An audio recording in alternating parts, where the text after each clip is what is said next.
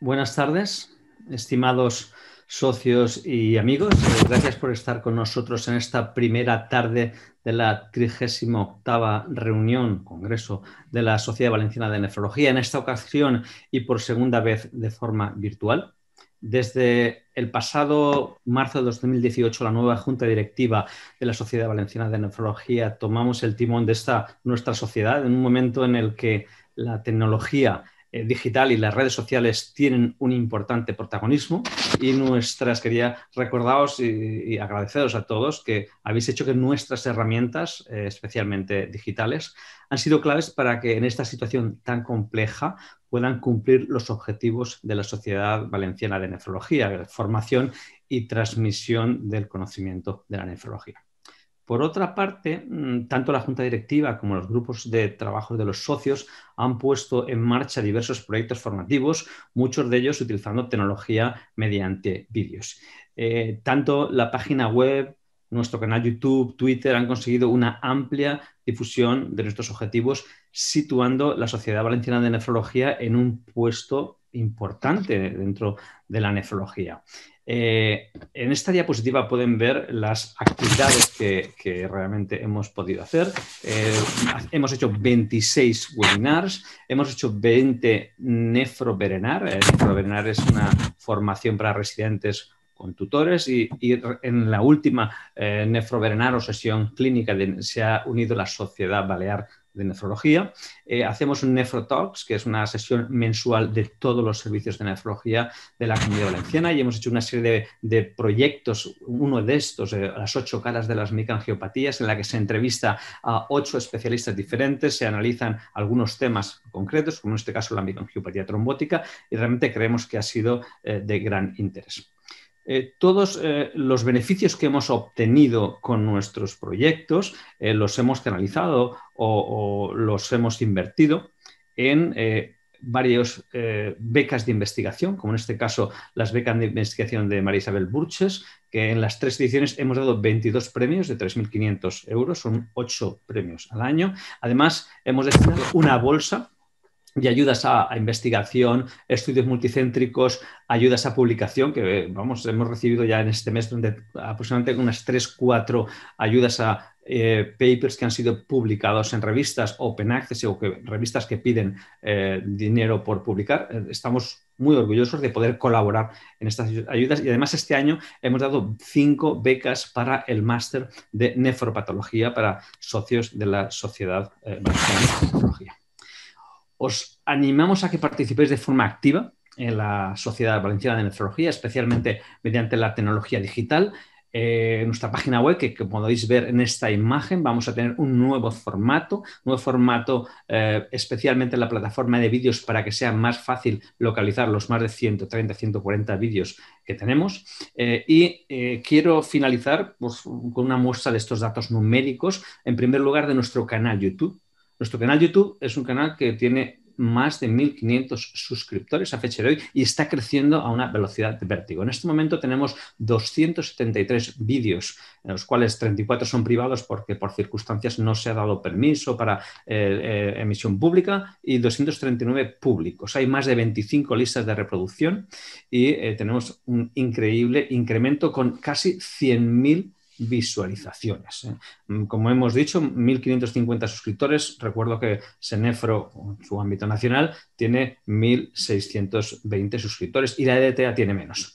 También tenemos muchas visitas. Obviamente, el mayor volumen de visitas es nuestro canal YouTube, pero también la página web de Sociedad Valenciana de Nefrología tiene un volumen importante de visitas. Estamos creciendo más de un 153% año a año de todos nuestros canales que hemos visto y nuestros webinars, en un tráfico de más de 18.000 visitas, más de 37.000 visualizaciones en el año 2020. Siguiente diapositiva. Y continuamos con Twitter, que Twitter también con más de 3.000 seguidores, 3.100 seguidores, tenemos una forma de difundir. Hoy la ciencia tiene que utilizar Twitter para comunicarnos, para bajarnos artículos, para conocer lo que comentan nuestros colegas. Y esto es un ejemplo de uno de los, por ejemplo, tweets que ponemos, pues una media cuando hicimos una petición de vacunar a los pacientes con enfermedad renal crónica en una webinar reciente que ha sido la primera webinar para pacientes en relación a la vacuna, de la misma manera que hace un año fue la primera webinar en la Sociedad Valenciana de Nefrología del mundo, con 24 horas de diferencia con la Sociedad Internacional de Nefrología, que hablara de COVID y riñón. Por ejemplo, tiene 7.134 impactos este tweet. Siguiente diapositiva.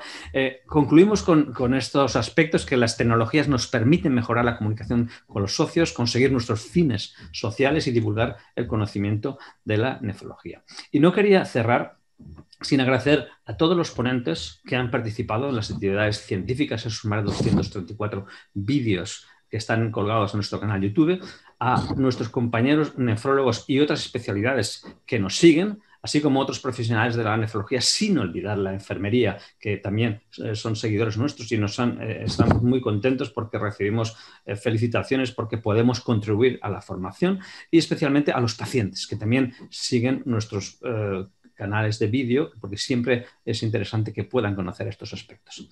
Agradecemos igualmente a la industria farmacéutica que, como siempre, nos ha apoyado en nuestros proyectos y en este momento, a pesar de las circunstancias que hay y no podemos estar de forma presencial, sigue estando detrás, tanto patrocinando algunas de las webinars como patrocinando ahora este congreso de una forma sin hacer ningún tipo de imposición y dándonos libertad para la elección de los temas. Por ello, os invitamos a participar en esta 38ª reunión de la Sociedad Valenciana de Nefrología, este año también de forma virtual.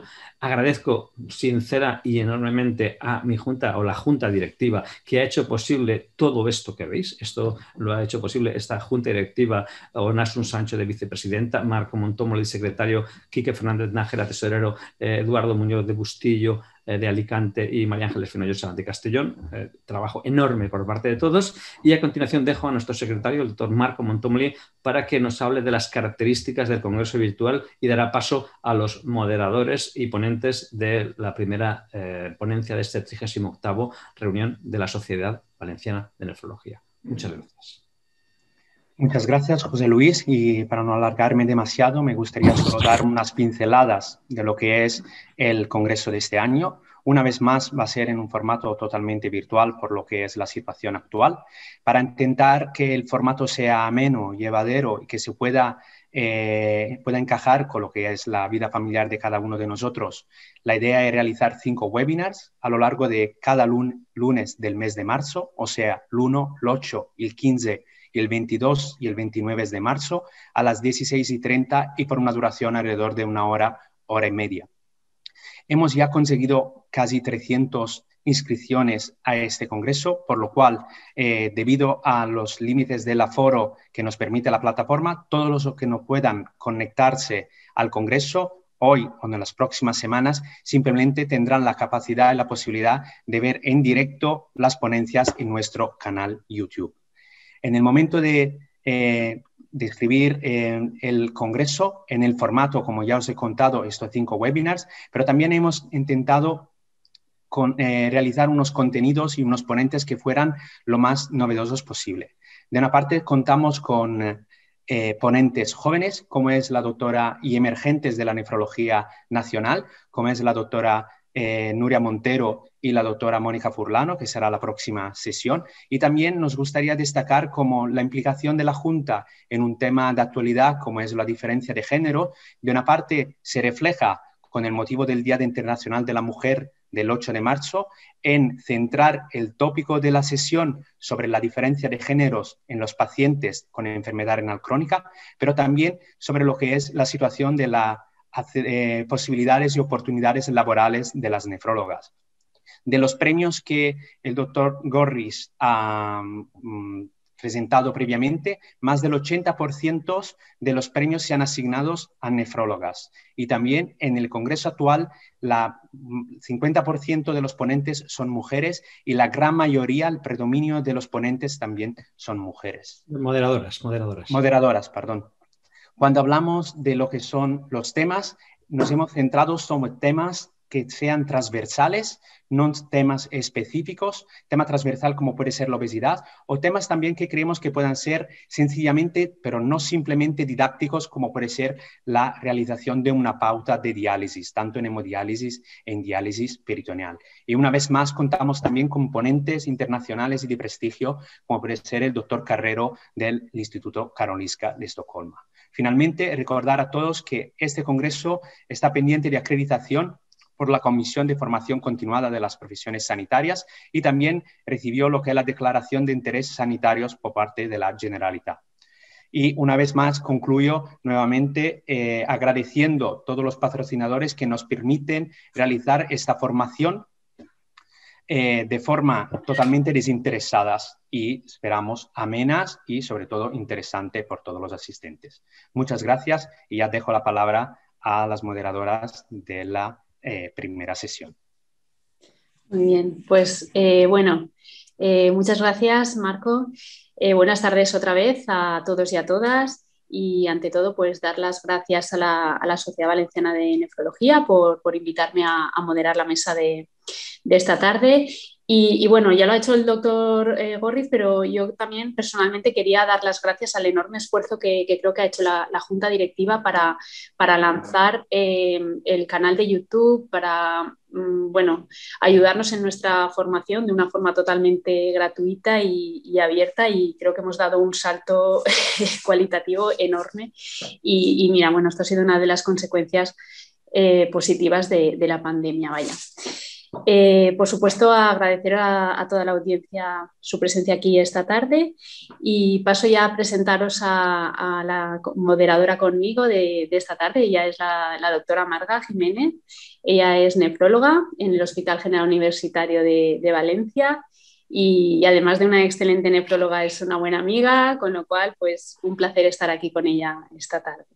Adelante, Marga. Gracias, Vicky.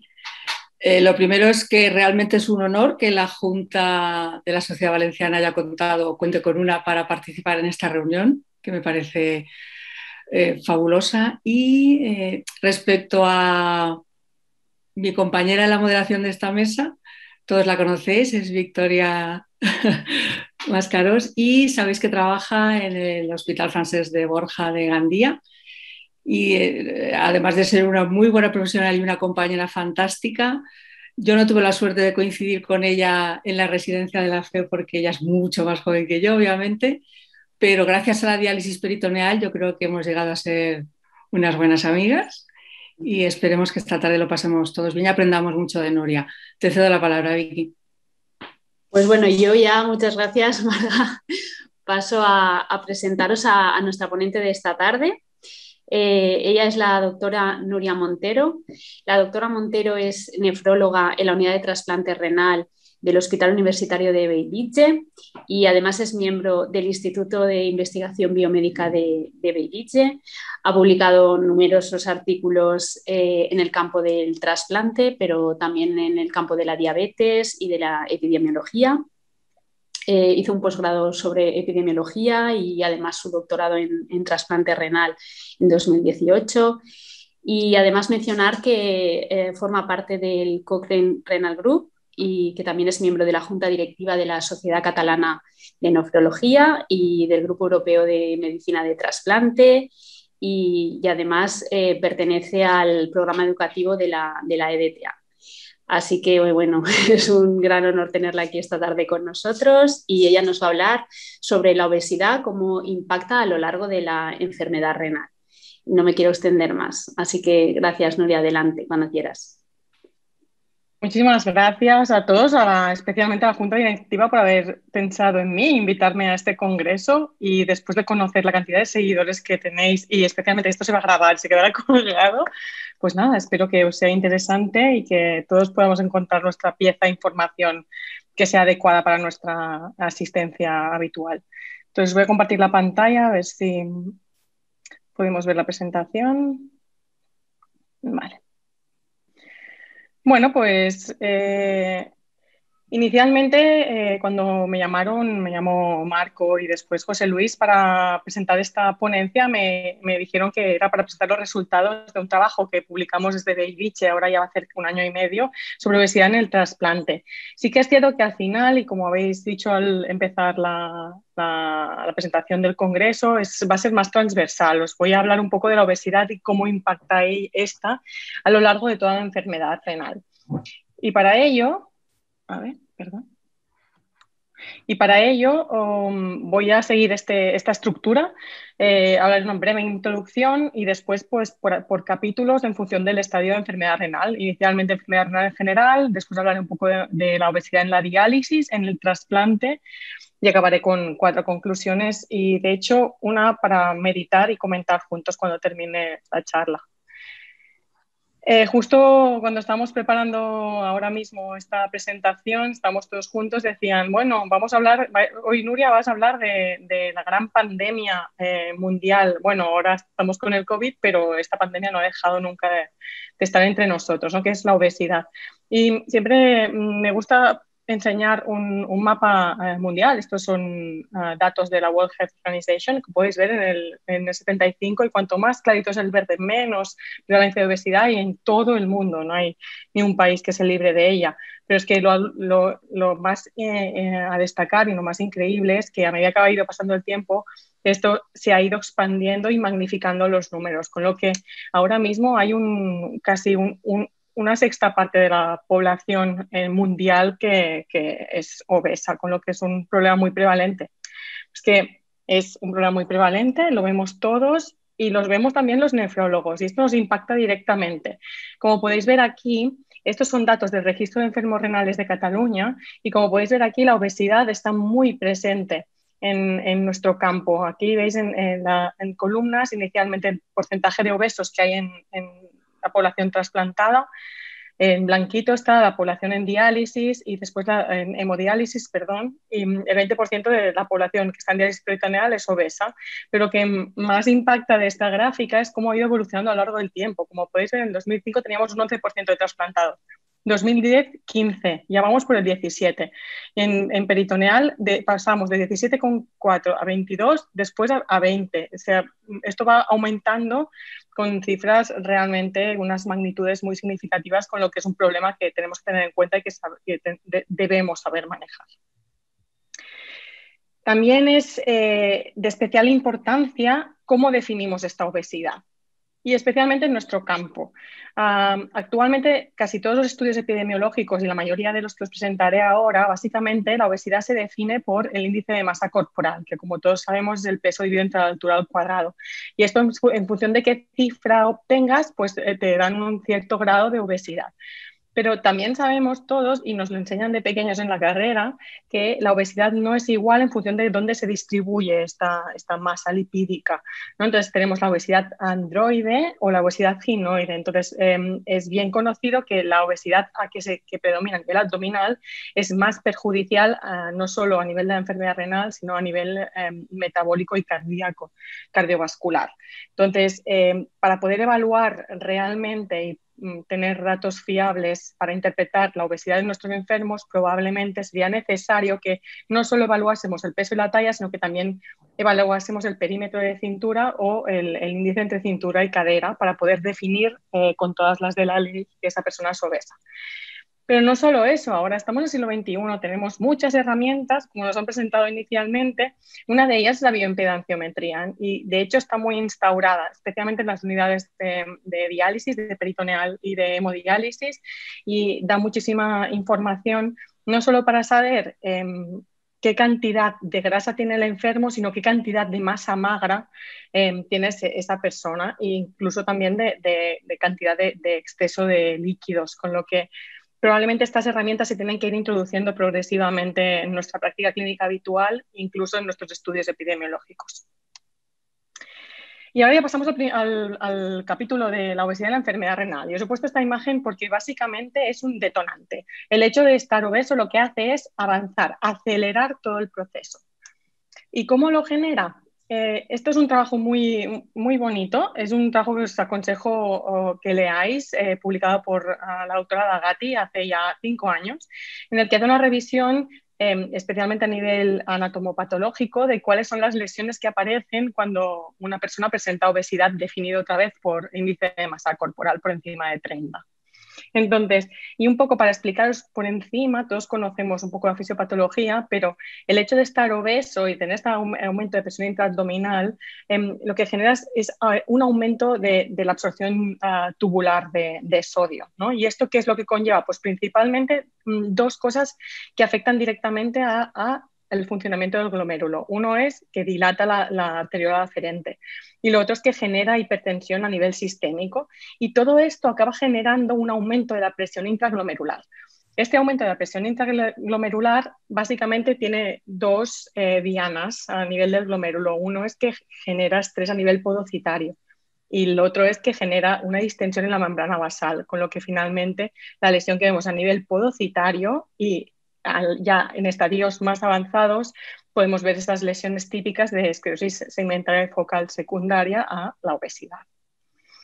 Y no solo esto, y esto no voy a entrar en mucho detalle, pero que aquellas personas que están obesas, especialmente las personas que tienen obesidad a nivel abdominal, también tienen adipocinas dentro del propio glomérulo y túbulo renal. Y estas adipocinas son generadoras de inflamación, de citoquinas proinflamatorias. Y esto aún perpetúa más estas lesiones hemodinámicas que les acabo de contar. Y esto en la misma publicación, que realmente es muy bonita, nos presenta a la doctora Dagati un resumen de la histopatología, ¿no?, que vemos en la obesidad. Y esto, en esta tinción que veis de plata, son 2 glomérulos renales de 2 personas coetáneas de edad, pero uno es obeso y el otro no. Como podéis ver a la izquierda, y es con la misma magnificación por 400, es decir, que a nivel del microscopio está igual de magnificado, veis que el glomérulo de la persona obesa es muchísimo más grande que aquel glomérulo de la persona no obesa, coetánea y de la misma edad. Y aquí, al final, en fases ya más avanzadas, pues os presento las lesiones que vemos. Aquí lo veis con una tinción de PAS, cómo empieza a aparecer estas lesiones de esclerosis segmentaria focal que aparecen típicamente en la obesidad, ¿no? En esta esclerosis focal segmentaria secundaria, aparecen más a nivel iliar, y posteriormente van abarcando todo el glomérulo, como podéis ver en esta tinción de tricrómico. Además, son pues que como ya tenemos la mitad del corpúsculo renal que está absolutamente esclerosado.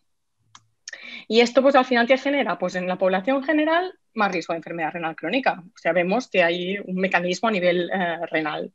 Ya cuando ya tenemos enfermedad renal crónica estadio 1 o 2, lo que perpetúa o lo que genera es aparición de albuminuria. Y en estadios ya más avanzados, estadios 3, estas lesiones, ¿no?, y esta fisiopatología lo que hace es que la enfermedad renal progrese a enfermedad renal crónica terminal. Entonces, es cierto, y lo hemos visto en la consulta, que hay según qué enfermos que evolucionan de forma más rápida y peor que otros, y esto viene determinado por la cantidad de masa renal que tienen estos enfermos, ¿no?, la masa nefronal. Y esto pues viene determinado por pues, aquellas personas que tienen menos masa nefronal, pues puede ser porque fueron de bajo peso al nacer o tenían alguna anomalía genética, ¿no?, que ya nacieron con algún problema que hace que tengan los riñones de menor medida, o aquellas personas que han sufrido una nefrectomía, sea cual sea el motivo. También aspectos genéticos y el aspecto fenotípico metabólico que perpetúa estas lesiones y que hace que esto progrese de forma muchísimo más rápida. Y aquí, pues, en esta diapositiva lo que presento son los resultados de un metaanálisis de datos individuales de una población general que recogen datos de más de 5 millones de individuos con una media de seguimiento de 8 años, que es mucho. Y como pueden objetivar en el gráfico de la izquierda, es que a medida que uno va aumentando el índice de masa corporal, el riesgo que tiene de perder filtrado glomerular aumenta considerablemente. Y es curioso que en este estudio en concreto se manifiesta de forma bastante similar, parece un espejo, cuando se evalúa por el perímetro de cintura. Así que el perímetro de cintura, que es distintamente patológico en función de si es un hombre o una mujer, pues también, ¿no? A medida que va aumentando este perímetro, pues también aumenta el riesgo de que perdamos filtrado glomerular. Y también ya de forma más detallada hacen estudio por subgrupos. Y en esta diapositiva lo que me gustaría que se fijasen en esta gráfica de la izquierda, en la que pueden ver cómo a medida que el filtrado glomerular es menor de la persona que están analizando, el efecto del aumento del índice de masa corporal es también mayor. Así que a filtrados menores, más rápida es la tasa de pérdida de filtrado. Y esto sería respecto al capítulo de enfermedad renal en general, ¿no? Al final es un detonante, ¿no? Es un acelerómetro la obesidad de la enfermedad renal. ¿Qué pasa ya cuando el individuo está en diálisis? Pues en diálisis la verdad es que en los trabajos que hay publicados aparece esto, ¿no? La paradoja de la obesidad. En la población general, a medida que aumentamos el filtrado glomerular, la persona tiene más, a medida que aumentamos el índice de masa corporal, la persona tiene más riesgo de morir. Entonces, lo que se ha visto y lo que se describe en la población en diálisis es que es al contrario, es decir, que a medida que vamos aumentando este índice de masa corporal, menos mortalidad tienen los enfermos. Entonces, esto es muy, muy controvertido, tiene detractores que básicamente justifican estos hallazgos hablando de que hay probablemente muchos confounders, ¿no? Muchos factores de confusión que nos están analizando no entran dentro de esta estadística y que realmente nos hacen ver estos resultados. Y luego también tiene muchísima gente que lo soporta y dice, hombre, es que no es ni uno ni dos, son más de 10 trabajos que están mostrando estos mismos resultados y que son reproducibles. Entonces, analizando con un poquito más de detalle, aquí os presento este dibujo. Estas tres personas, bueno, hay una que me perdonaréis, solo se ven los pies. Estas tres personas tienen igual el mismo índice de masa corporal y al final está claro que su composición corporal no tiene absolutamente nada que ver.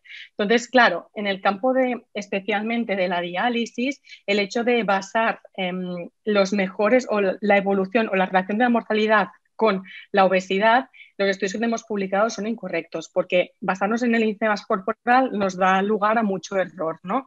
El usar el índice de masa corporal no es un reflejo, ¿no? de qué composición tiene el cuerpo de esa persona. No es lo mismo ganar masa grasa que ganar masa magra, entonces también es bien conocido, ¿no? La sarcopenia en los pacientes en diálisis, ¿no? La sarcopenic obesity, es decir, esa persona puede mantener el peso pero ir perdiendo ese músculo, ¿no? Ir ganando más masa grasa. Y luego también es distinto cuando uno pierde peso de forma intencional que no cuando es inintencional, con lo que un poco analizando estos resultados yo me estoy situando más a la parte de los detractores, ¿no? Es que la paradoja de la obesidad es absolutamente controvertida.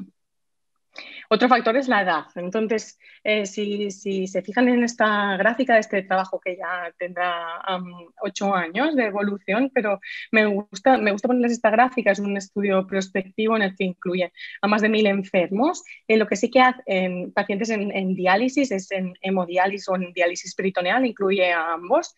Y lo que pueden objetivar es que como la evolución, el riesgo de morir en la población joven sí que se comporta generalmente como la población general, es decir, a cuanto mayor es el índice de masa corporal, peores son los resultados. En cambio, en la población joven, no, en la población mayor tenemos esta sarcopenia, ¿no? La obesidad sarcopénica probablemente estemos en diálisis, que aquí es más aparente, es decir, que teniendo un índice de masa corporal mayor parece que están más protegidos. Así que bueno, hay que evaluar los resultados con un poquito de detalle, ¿no? Y este es un trabajo capitaneado por la doctora Quero, que está en el servicio de nefrología en una parte de diálisis peritoneal del Hospital de Bellvitge, que fue publicado recientemente y tan siquiera está paginada aún, aunque sí que está indexado y podéis encontrar el trabajo en PubMed. Es un estudio que evaluaron, hicieron un estudio con los datos del registro de malas renales de Cataluña y evaluaron y estudiaron a 1.500 enfermos desde el 2002 al 2015. De ellos, 300 eran obesos. Y un poco lo que quisieron evaluar es qué es lo que pasaba con la obesidad en los enfermos que tienen diálisis peritoneal. Hay pocos trabajos sobre este tema, sí que hay alguno y yo he elegido esto, perdonadme, pero al final todo queda en casa. Entonces, la obesidad veían que estaba representada en un 20% de los enfermos que empezaban diálisis peritoneal y cierto y un poco en contra o de forma controvertida con otros trabajos que se han publicado, los enfermos obesos tenían similares resultados de la calidad de la diálisis, similares KTVs. Y de hecho también la misma tasa de peritonitis, ¿no? Que también se decía que el hecho de tener la obesidad abdominal pues, podía condicionar pues, aumento de las infecciones del catéter, pues aquí en este caso no. Sí que es cierto que sí que se veía que en estos enfermos en análisis univariante tenían más necesidad de hacer transferencia de técnica a hemodiálisis. Después en el multivariante esto se perdía. Y de hecho, la parte interesante, un poquito más novedosa y siguiendo un poco los pasos del trabajo que publicamos previamente en trasplante, evaluaron qué pasaba con estos resultados en los enfermos obesos y en el resto de enfermos si desde el inicio de la técnica había una modificación del peso. Entonces, lo que ellos veían y mirando, bueno, vimos todos, ¿no? Porque también fue un estudio de todo el servicio, lo que vimos es que en obesos, si había modificaciones del peso, no había diferencias, no había cambios en la supervivencia ni del enfermo. En cambio, en aquellos enfermos que empezaban diálisis peritoneal con un peso normal, el hecho de ganar peso durante el primer año les confería efecto protector sobre la muerte. Es verdad que la tasa de ganancia era solo un 7% y también quiero destacar que en esta cohorte de enfermos el hecho de estar obeso no le condicionaba que entrase en lista de espera más tarde, ¿no? Tenía la misma probabilidad de empezar, de meterse en lista de espera. Y esto no es habitual. La verdad es que estos son dos trabajos. Hay uno muy reciente publicado por el grupo de Sydney, de Germaine Wong, y el estudio de Gill, 8 millones de veces citado, en el que se hacen estudios prospectivos basados en datos de registro que ven que el hecho de presentar obesidad en los enfermos que están en diálisis les condicionaba que tuviesen menos hazard ratio, ¿no? Menos riesgo, digamos, de que fuesen incluidos en lista de espera. Es decir, que el hecho de estar obeso pues, hacía que sus médicos fueran más reticentes a incluirlos en lista de espera. Lo que también es curioso y quería destacar, y sobre todo en este congreso, ¿no? Es que no es lo mismo en los datos de registro ser obeso y ser hombre que ser mujer. Los hombres obesos, como pueden ver aquí en la gráfica inferior, este es del estudio de Gill, cuando empiezan a presentar obesidad no tienen menos hazards de trasplantarse, de hecho pues se trasplantan igual que el resto. Y el único factor detrimental es cuando teníamos un índice de masa corporal ya de más de 40. Ahí sí que tenían menos facilidad para poderse trasplantar, pero no es lo mismo en mujeres. En mujeres ya a partir de IMCs de más de 30, su riesgo de poder trasplantarse disminuye considerablemente y así tal cual también se manifestaba a nivel de los datos australianos. Así que parece que el hecho de estar obesas en las mujeres les condiciona aún más dificultad para poder entrar en lista de espera de trasplante. Y tales son estos hallazgos y tan es conocido que para mejorar la supervivencia del enfermo que está en diálisis, probablemente la mejor opción es trasplantarlo, que basado en un estudio observacional de cirugía bariátrica, cirugía metabólica le llamaban, los del JAMA Surgery hace pocos meses publicaron este comentario editorial diciendo que los cirujanos bariátricos deben operar a los enfermos con obesidad que están en diálisis. Así que es un replanteamiento, ¿no? de la conducta que estamos teniendo ahora en general. Y ya para finalizar un poco la charla, voy a centrarme en la obesidad en el trasplante renal. Entonces, esta gráfica que os presento, me vais a perdonar, es un poco antigua, es del 2015, pero sí que es muy representativa y es tal cual se está comportando ahora, basados en datos americanos, es que a medida que han ido pasando los años nos hemos ido animando más a trasplantar. Esto es el porcentaje de enfermos que están en lista de espera de trasplante renal. los puntitos que están blancos son del 2006 y los grises son del 2011. Es decir, que como veis, a medida que pasan los años, es verdad que también tenemos mayor porcentaje de enfermos obesos, pero como podéis ver, pues nos animamos más a meter estos enfermos en lista de espera. Aún así, es bien conocido que hay complicaciones relacionadas con la obesidad en el trasplante. Aunque hay más complicaciones, es bien cierto que el beneficio de supervivencia de los enfermos obesos trasplantados es el mismo que el beneficio de supervivencia de los enfermos que no son obesos trasplantados. Es decir, que tienen más riesgo de morirse en diálisis que no siendo trasplantados. Así que el beneficio del trasplante en los obesos está probado. Entonces, también es verdad que, claro, los resultados son peores y dado ahora mismo pues, la escasez de órganos, pues es un tema éticamente controvertido, ¿no? Las guías clínicas, aquí os presento un resumen, ¿no?, de las guías australianas, las inglesas, las europeas y las americanas. Son poco taxativos en este sentido. Sí que todas, y no hay ninguna que no lo diga, recomienda perder peso, ¿no?, antes de trasplantarse los individuos obesos, pero no ponen ningún punto de corte en el cual los enfermos no deban trasplantarse. Sí que igual las australianas y las inglesas sí que se mojan más diciendo que el beneficio en enfermos con un índice de masa corporal mayor de 40 es dudoso, aún así no ponen barreras, no te contraindican el trasplante en esta población. Y probablemente esto pues, se deba a estos resultados que les presento a continuación. Hay como mínimo 4 metaanálisis publicados sobre la obesidad en el trasplante y los resultados. He elegido este porque que incluye más estudios, el que a mi criterio metodológicamente es más correcto. Es un estudio de La Franca publicado en 2015 en el que incluían 56 estudios observacionales y simplemente y a modo resumen os voy a ir enseñando y sin mucho detalle cuáles son los hallazgos de este análisis de estos 56 estudios. ¿Y cuáles son? Pues que los enfermos que son obesos tienen más dehiscencia de la sutura y tienen más efectos adversos quirúrgicos. También tienen mayor duración de la operación y también pues están más días hospitalizados. La función retrasada del injerto también impacta y esto, el impacto es considerable en la población obesa. La mortalidad, estos son resultados al año, también es mayor en aquellos enfermos que se operan con un índice de masa corporal mayor a 30. Y la supervivencia del injerto también es menor, es decir, que el hecho de estar obeso te condiciona peores resultados a nivel de supervivencia del paciente y del injerto.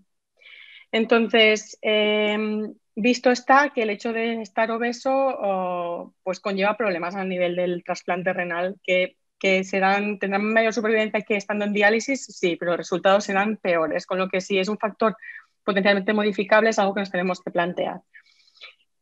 Este trabajo es curioso y lo presento con permiso del doctor Cruzado, que de hecho me lo enseñó él. Es básicamente lo que presento es que al final podemos encontrar muchas explicaciones a nivel fisiopatológico de por qué, o a nivel casi intuitivo de por qué estos trasplantes van peor, pero sí que es cierto que hay muchos factores que desconocemos. Y uno es el link que tiene la obesidad en el tejido adiposo con la inflamación sistémica. Y esta inflamación sistémica puede condicionar estos directamente peores resultados en el trasplante. Ese es un campo que abrieron aquí el bote, ¿no?, en este momento 2016 y que poco se ha hecho al respecto. Así un poco para conocer cuáles son exactamente los mecanismos que condicionan estos peores resultados. Y ya para acabar, os presento el trabajo que realizamos desde Bellvitge y con la ayuda del Registro de Malalts Renals de Catalunya, que quisimos evaluar qué pasaba con los enfermos a los que trasplantábamos con obesidad, cuáles eran sus resultados del trasplante. Incluimos finalmente 5.600 enfermos de la base de datos, que fue desde el 90 al 2011, que eran enfermos que teníamos un peso conocido con una talla conocida y que hicieron un seguimiento medio de 9 años. Y como cosa peculiar del estudio es que quisimos evaluar qué pasaba cuando había modificaciones de este peso. Y aquí os presento cómo evoluciona el peso a lo largo de los años en los distintos grupos. Como pueden objetivar, es curioso, pero los obesos al ser trasplantados parece que se controlan esa obesidad, no hay un aumento de peso, incluso hay un poquito de pérdida inicial, y así no es así en la gente que se trasplanta con normopeso o gente que se trasplanta con bajo peso, que inicialmente en los primeros años tienen tendencia a aumentar el peso y a partir del segundo año se mantiene estable. Entonces, otra vez, y los resultados un poco repitiendo, ¿no? Lo del metaanálisis en nuestra población se confirmó, ¿no? Tienen más función retrasada del injerto, 40% en obesos, 32% preobesos, comparado con este 30 y 17 en normopeso. Y quisimos evaluar si el hecho de estar obeso, de cambiar el peso, si tú te trasplantas obeso y cambias el peso, intentas hacer dieta, a ver si esto te mejoraba los resultados a nivel del filtrado glomerular, y desgraciadamente no. Esto es uno de los hallazgos que imprimimos en este trabajo, es o pierdes peso antes o ya después no hay vuelta atrás, ¿no? Te quedas con este filtrado disminuido por muy bien que deportes después del trasplante. Hay otros factores que no son modificables y que sí que impactarían, ¿no? A la hora de empeorar o mejorar el filtrado. Pues ser mujer, por ejemplo, tiene menor filtrado, probablemente es la masa nefronal que le trasplantamos, o los donantes, ¿no? Cuanto mayor es el donante, peor filtrado, y estos son los factores protectores, ¿no? Parece que en los últimos años, trasplantar en los últimos años te hace ganar más filtrado, o el hecho de hacer inmunosupresión con el tacrolimus respecto a la ciclosporina de hace más años. Entonces, en el tema de la supervivencia del injerto, los obesos tienen peor supervivencia del injerto, y aquí, curiosamente, son años después del trasplante. Esta es una curva de supervivencia, ¿no? Aquí veis los obesos, y curiosamente los que tienen bajo peso también tienen una peor supervivencia. Cierto es que el número de enfermos en este caso era mucho menor. Entonces, ¿cuáles eran los factores de riesgo para la supervivencia del injerto? Y ya un poco mirando análisis ajustados, ¿no? Un multivariante, pues el hecho de ser obeso te confería peores pronósticos, el hecho menos supervivencia del injerto, el hecho de tener un donante más añoso, de más de 45 años, o el hecho de presentar función retrasada del injerto, con lo que es un factor en el que debemos intentar incidir más. Esto a corto plazo, pero a largo plazo realmente se siguen manteniendo todos estos mismos factores. Es decir, el hecho de ser obeso te confiere peor pronóstico del injerto, y un donante añoso o haber presentado DGF también, o necrosis tubular del injerto también. ¿Y qué pasa? Un poco os he contado qué pasaba cuando los obesos variaban el peso, qué les pasaba a nivel del filtrado. Aquí os presento qué es lo que pasa cuando varían el peso a nivel de la supervivencia del injerto. ¿Les mejora? Pues ya veis que no. O sea, por mucho que después de la operación ellos intenten bajar peso, no les va a cambiar su futuro del riñón. Entonces, a nivel de la supervivencia del injerto, el hecho de ser obeso también del paciente, disculpad, pues peores resultados, ¿no? En aquellos que son obesos. Aunque después, cuando se hace un análisis ajustado, el peso parece ser que no impacta tanto, sí que impacta el receptor, y si han tenido algún evento cardiovascular previo, probablemente por eso también cae la obesidad. Y sobre todo, y relevante, y también lo quiero remarcar, que el tiempo que lleva la persona en diálisis antes del trasplante le confiere peor pronóstico a nivel de la mortalidad, con lo que al final, viendo estos resultados crudos, pues igual uno evalúa, ¿no? Y dice, bueno, tienen peor supervivencia del injerto, pero es que estando en diálisis más años esperando perder peso, le conferiría peor supervivencia personal. Y aquí, pues otra vez, para desanimarlos, ¿no? O pierden peso antes, o si ya te has trasplantado y pierdes peso, tu supervivencia no va a mejorar. Y para acabar, 2 diapositivas de conclusiones, y a modo resumen: la obesidad es un factor de riesgo para desarrollar enfermedad renal. El índice de masa corporal no es un buen marcador para evaluar el estado nutricional, y aún menos en la población que está en diálisis. La obesidad se relaciona con peores resultados del injerto a corto plazo y peor función renal de este a largo plazo, pero sí que es cierto que los pacientes que son obesos, que tienen un injerto funcionante, por mucho que hagan variaciones del índice de masa corporal, no hay cambios en el filtrado ni en su supervivencia, con lo que debemos incidir antes del trasplante a poder actuar. Y esto vuelve a ser otra diapositiva cedida. Esta me la ha cedido directamente el doctor Cruzado. Y como podéis ver, aquí es un poco para pensar, ¿no? Entonces, ¿qué hacemos, no? Viendo estos resultados tan claros, ¿qué hacemos con estos pacientes obesos que están en diálisis antes del trasplante? Entonces, lo que sí que está claro es que les vamos a recomendar perder peso cuando tengan un índice masa corporal mayor de 40, ¿no? Porque estos son los que tienen los peores resultados, sin ninguna duda, en todos los trabajos. Entonces, claro, si estas personas son obesas, tienen la posibilidad de un donante renal que le des el riñón en pocos meses, ¿no? Ahorrándose ese tiempo que están en diálisis, ¿qué debemos hacer? ¿Tenemos que demorar el trasplante, empezarle diálisis para que pierda peso? Pues no tenemos estudios intervencionistas que lo evalúan, con lo que no tenemos respuesta a esta pregunta.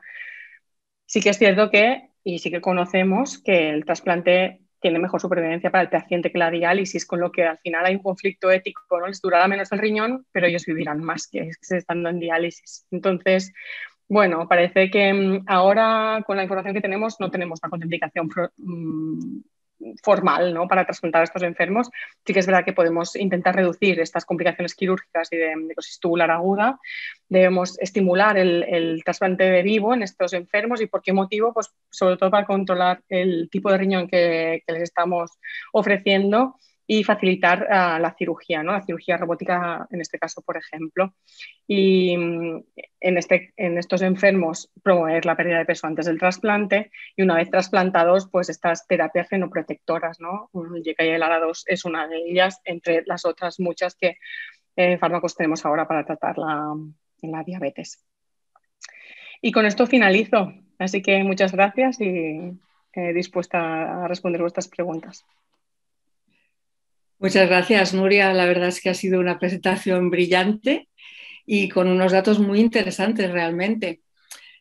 Yo aprovechando, bueno, podéis hacer las preguntas que queráis a través del chat y Victoria y yo las iremos trasladando a Nuria, pero yo aprovechando mi condición de moderadora voy a hacer mi primera pregunta. Yo me dedico a la diálisis peritoneal, entonces sí que es cierto que tenemos pocos pacientes obesos inicialmente porque la obesidad es un poquito, los de peritoneal no nos gusta tampoco mucho empezar con ellos, aunque tenemos obesos. Y sí que es cierto que los que no lo son o tienen un sobrepeso leve, conforme en el primer año sí que aumentan bastante de peso por el uso de glucosa, obviamente, y siempre luchamos contra ese aumento de peso cuando parece que en el trabajo que habéis hecho vosotros también esa ganancia de peso post inicio de peritoneal es un poquito protectora, ¿no? Mejoraba la supervivencia un poco. Entonces, siempre insistimos en la pérdida de peso, pero no sé si convendría tenerlos un poco gorditos. No lo sé. ¿Qué me dices? Bueno, en realidad en el trabajo, igual como le he pasado tan de refilón, allí lo que sí que veíamos es que en los obesos, una vez han empezado diálisis peritoneal, el hecho de modificar el peso no condicionaba diferencias en la supervivencia. Es decir, si tú la empiezas obeso, pues tendrás peores resultados. Lo que sí que vimos es que aquellos enfermos con normopeso que ganaban peso, eso sí que tenían peores resultados.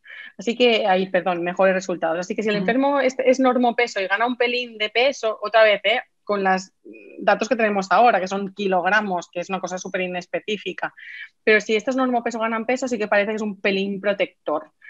Pero aquellos obesos no se ha visto ningún tipo de beneficio, así que no hay que animarlos a que se pongan más gorditos.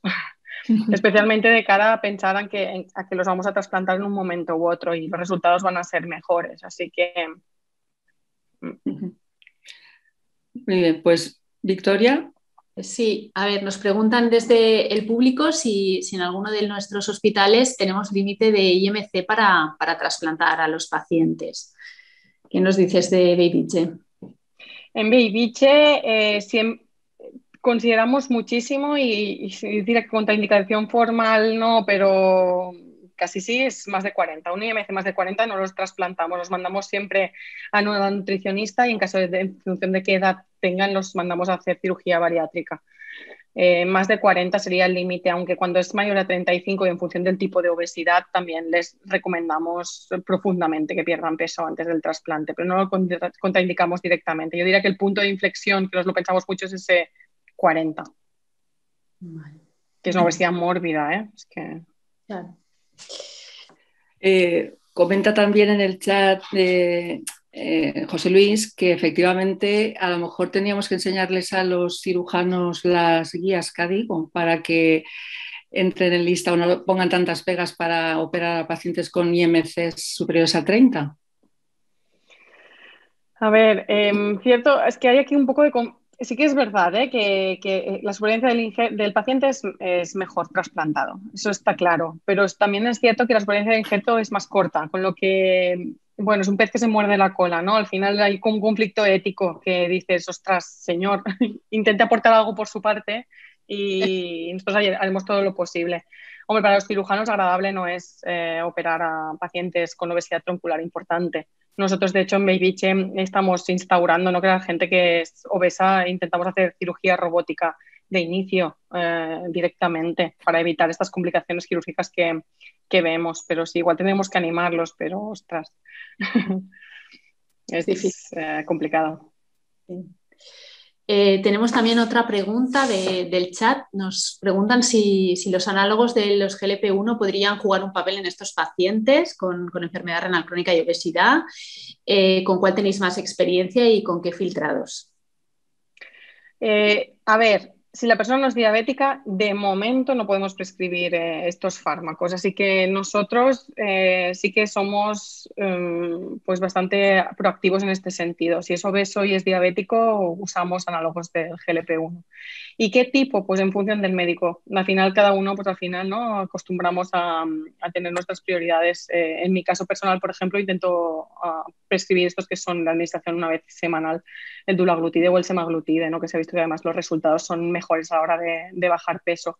Pero hay que vigilar porque esto se podría administrar incluso en diálisis, es decir, que no hay contraindicación del filtrado en estos dos fármacos en concreto.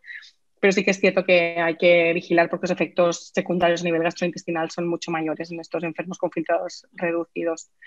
Pero sí, es un potencial fármaco y de hecho se está evaluando, y van a empezar un ensayo clínico de aquí poco, administrando estos fármacos dirigidos a la obesidad. Así que sí, pueden ser unos buenos candidatos. Otra pregunta es un comentario con pregunta. Efectivamente, como comentabas, la función retrasada del injerto es una variable en teoría modificable y que impacta negativamente la evolución del trasplante renal. La obesidad incrementa ese riesgo. Y la pregunta es que, ¿qué medidas se toman para reducir ese riesgo en los receptores de trasplante renal, especialmente en el paciente obeso? Bueno, en este caso sabemos, ¿no?, reducir el tiempo de isquemia fría, y porque el tiempo de isquemia caliente probablemente será mayor, ¿no?, por toda la complejidad abdominal. Así que reducir el tiempo de isquemia fría en este caso sería lo más prioritario. Y luego, pues igual la cirugía robótica también podría ser otra opción, ¿no?, que al final probablemente a nivel quirúrgico les facilita un poco la tarea a estos cirujanos. Vale. Muy bien. Tenemos otra pregunta más también, que nos comentan que otro aspecto importante en los pacientes obesos, además del propio nutricional, es la parte psicológica. Si remitís a estos pacientes para valoración psicológica.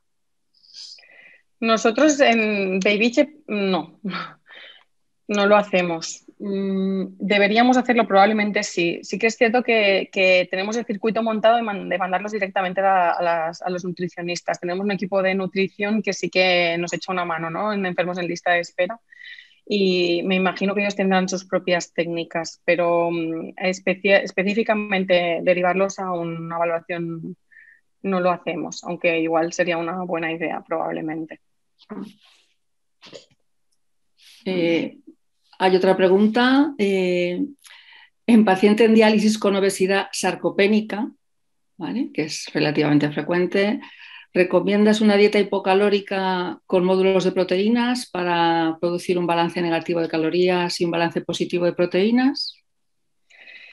Pues mira, os debo confesar que de esto he leído poco y mira que me he informado para hacer la revisión. He leído poco. Lo que sí que está demostrado en la obesidad sarcopénica, que lo que hay que incidir mucho, y hay trabajos que muestran mucho beneficios, es el hacer ejercicio, el promover realización de ejercicio durante la propia terapia o de forma más programada. Esto sí que mejora muchísimo esa obesidad sarcopénica. Las dietas hiperproteicas no he leído nada, es cierto, tampoco he buscado en concreto esto.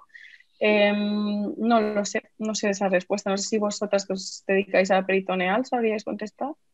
La verdad es que en concreto de hacer dieta hipocalórica, yo personalmente no tengo experiencia. Evidentemente todos pues estamos utilizando los suplementos nutricionales, eso de nutrición enteral sí que es una práctica habitual, ¿no? Pero el hacer la dieta hipocalórica, la verdad es que para conseguir el balance positivo de proteínas, la verdad es que no. Personalmente yo no tengo experiencia. Yo, como tú, Nuria, sí que he leído lo del ejercicio. O sea, aumentar el ejercicio es fundamental, aunque sea isotónico, o sea, moverte como sea. Recomendar tablas de gimnasia para peritoneal que están en casa, pero el ejercicio intradiálisis es una de las mejores opciones para mejorar esta masa magra, realmente. Hay otra pregunta de Luis Pallardo. Dice: los pacientes obesos porcentualmente ganan menos peso tras el trasplante renal comparativamente con el resto de pacientes de menos peso. Que es un comentario de Luis. Entonces, ¿es ello una expresión de una regresión hacia la media estadística, en el sentido de que el muy obeso difícilmente puede seguir ganando peso? A ver, la interpretación de eso fue que probablemente incidimos mucho más a nivel médico de aquel enfermo se trasplanta obeso que no en la población general. Es decir, aquel enfermo se trasplanta obeso sale pobre del trasplante con los papeles que vamos habitualmente, más, ¿no?, una dieta gigantesca, el control de la enfermera cada semana, con lo que yo no sé si hay seguramente un seguimiento muchísimo más estrecho y muchísimo más con incidencia, ¿no? Y darle importancia a esta ganancia de peso y que vigilen, que no en los otros. De hecho, algún paciente se trasplanta que está más, ¿no?, que sería underweight, sea por bajo peso, incluso cuando dicen, no, doctor, he ganado 5 kilos, y tú le dices, pues muy bien, es que está usted muy delgado, ¿no? Al final, claro, y lo haces, y de hecho la supervivencia de estos es mejor. Pero sí que creo que probablemente hay allí como seguramente más incidencia por nuestra parte, ¿no? Más recomendaciones por nuestra parte. Quiero pensar. Probablemente. Tenemos también otra pregunta que nos hacen, es si para valorar el paciente obeso en lista de espera de trasplante renal, sabiendo que el IMC no es lo ideal, ¿qué otra medida recomendáis? Si el índice de cintura-cadera o medidas de grasa por imagen. Recomendable sería, bajo mi punto de vista y después de analizar los resultados, sería hacer las 3 técnicas, ¿no? Mirar el índice de cintura-cadera, da muchísima información, y especialmente y en los enfermos que ya han empezado diálisis, hacer esta evaluación por, bueno, yo digo bien por angimetría, pero pueden ser también por otras técnicas. Así que hay que saber cuál es la composición y el estado nutricional del enfermo con mayor exactitud. Hay otra pregunta. ¿La inmunosupresión en los pacientes obesos, alguna recomendación específica o diferente? Pues agradezco esta pregunta, la verdad. En nuestro equipo tenemos a la doctora Nuria Lloveras, que se dedica a farmacocinética y farmacodinámicas de la inmunosupresión especialmente, y nos ha enseñado mucho en este campo. Y aquellos que estamos acostumbrados a tratar con enfermos trasplantados lo vemos, que especialmente el inhibidor de la calcineurina, ¿no?, que es lo que más tenemos que monitorizar los niveles inicialmente, en los enfermos obesos inicialmente cuesta muchísimo llegar a niveles. Es decir, que les tienes que poner una dosis muy alta de inmunosupresión para poder llegar a los niveles, pero después tienen toda la redistribución a nivel del tejido graso y pasa al contrario, tienes con niveles muy bajitos y de golpe y porrazo te suben extremadamente. Entonces, yo creo que en estos enfermos en concreto sería necesarísimo hacer un estudio genético para evaluar realmente su CYP3A4, ¿no?, qué tipo de metabolizador es, y ver su PGP realmente, qué tipo de metabolización tiene el fármaco para poder poner la dosis adecuadamente. Porque ponemos el tacrolimus en función del peso corporal, y en estos casos estamos hablando de un peso que es ficticio, porque la mayoría es grasa. Entonces, mi recomendación sería hacer una administración con una modelización. que espero que la doctora Lloveras nos pueda dar ya esa curva y esa fórmula perfecta, porque sí, es que nos dan muchos dolores de cabeza y es esto, ¿no? Que inicialmente cuesta mucho llegar a niveles y después no hay manera de bajárselos porque empieza a liberar todo lo que se le ha quedado acumulado a nivel del tejido adiposo. Sí. A ver, me parece que no tenemos de momento más preguntas en el chat. Yo sí que te quería hacer un comentario, más una pregunta. ¿Tú crees que los estudios estos tan controvertidos en los que se mostraba una mejor supervivencia de los pacientes obesos en diálisis, estos resultados hubieran cambiado si las medidas que se hubieran utilizado hubieran venido de una bioimpedancia o del índice de cadera-cintura? ¿Crees que se hubiera cambiado los resultados y no tendríamos esos resultados a favor, digamos, de los pacientes obesos? Yo estoy convencida que sí. Yo estoy convencida que sí, porque si no es que no tiene ninguna explicación y al final probablemente podríamos intuirlo un poco al ver estos resultados cuando separamos a la población por edad, porque la población joven se comporta como la población general, es la población mayor, que parece que en índice de masa corporal tienen mejor supervivencia los más gorditos, ¿no? Entonces, estoy convencida que sí, que si se repitiesen estos estudios teniendo medidas como que fuesen más fiables, teníamos resultados completamente distintos. Muy bien. Muy bien. Y otra pregunta, si me permitís, ya que está. Claro, adelante. Quería preguntaros más o menos cuál es vuestra experiencia con los pacientes en lista de espera que enviáis para cirugía bariátrica. ¿Tenéis mucha experiencia en este sentido? ¿Tenéis muchos pacientes? Aquí hay un límite de edad. Al final, los pacientes que podemos operar cirugía bariátrica establecen el límite de edad 60 años, con lo que aquí ya tenemos una barrera importante. Sí. Y después también, cuando el porcentaje de enfermos que mandamos, no lo sé. Nosotros trasplantamos alrededor de más de un 30% de enfermos que son obesos. Esta es nuestra población que estamos trasplantando actualmente. ¿Cuántos de ellos han derivado a ser valorados a cirugía bariátrica? No tengo estos datos. Podría conseguirlos probablemente. Que se hayan acabado operando son un porcentaje mucho menor de los que mandamos. Porque por dos motivos. La primera es que les ponen esa frontera inicial de, vale, yo te operaré siempre y cuando me demuestres en X tiempo de meses de que eres capaz de mantener esta dieta y demostrarme que puedes perder peso, ¿no? Entonces, cuando hacen este límite, muchos de ellos es que no hay manera que pierdan peso. Y si tú no haces esta prueba inicial, no los operan y no los operan. Así que operamos pocos, acabamos operando poca cantidad de enfermos. Y después también hay que ver, ¿no? Porque hay distintas técnicas de cirugía bariátrica y algunas de ellas inciden directamente con la absorción de la inmunosupresión, con lo que se tiene que ir con cuidadito y dando más complejidad a la cirugía del trasplante en función de cómo sea. Muy bien, muchísimas gracias, Nuria, la verdad, por compartir todos estos conocimientos que vemos que son muchos con nosotros. Enhorabuena por tu trabajo en general y antes de despedirnos quería agradecer de nuevo a todos los patrocinadores y colaboradores que nos ayuden a hacer este tipo de reuniones. Como veis, se ha presentado en el panel y en el programa son muchos los colaboradores y recordaros también que el lunes que viene, que es el día 8 de marzo, hay otra sesión, está la siguiente sesión, es a la misma hora, y para celebrar el Día Internacional de la Mujer, nuestra compañera Asunción Sancho hablará de las diferencias de género en la enfermedad renal crónica y Mónica Furlano de la Fundación Puigverd nos hablará del papel de la mujer o qué tiene que ver la mujer y el síndrome de Alport. Parecen también temas muy interesantes y además tocan un poco el tema de la mujer en el Día Internacional de la Mujer. Vicky.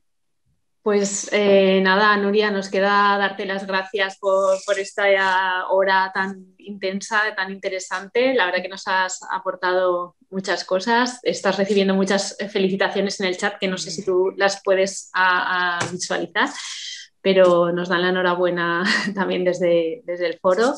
Y bueno, gracias por tu ponencia y hasta pronto. Espero que nos podamos ver pronto todos ya presencialmente, aunque lo virtual ha venido para quedarse, pero pero nos gusta vernos. Muy bien, pues bueno, yo creo que ya podemos dar por finalizada la tarde y agradecer a los espectadores también su asistencia y hasta la semana que viene. Nos vemos por aquí. Un saludo a todos. Un saludo a todos y esperamos vernos muy prontito, muy de cerca y darnos un par de abrazos todos. Que tengáis buena semana. Igualmente. Hasta luego. Hasta luego.